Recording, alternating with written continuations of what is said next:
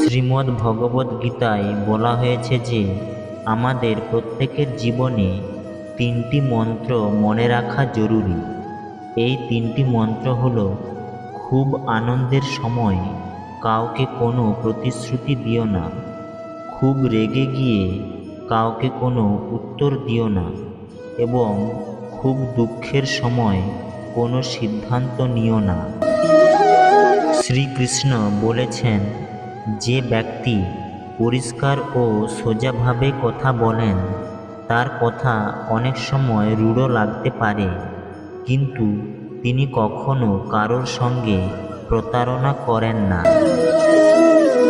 অনেক সময় আমরা জীবনের কোনো বড় সমস্যা থেকে এমনভাবে বেরিয়ে আসি যেন মনে হয় কেউ আড়ালে থেকে আমাদের সাহায্য করছে। এই অদৃশ্য শক্তি হল ভগবান। শ্রীকৃষ্ণ গীতায় বলেছেন যে রাগ খারাপ, কিন্তু যেখানে রাগ দেখানো দরকার সেখানে রাগ দেখানো উচিত। না হলে যারা খারাপ কাজ করছে তারা কখনোই বুঝবে না যে এটা তাদের করা উচিত নয়। তুমি রাগ না দেখালে তারা সবসময় অন্যায় করেই যাবে। গীতায় বলা আছে যে সত্যি কখনো দাবি করে না যে আমি সত্যি, কারণ সত্যি সবসময়ই সত্যি, কিন্তু যা মিথ্যে তা সবসময়ই নিজেকে সত্যি বলে দাবি করে।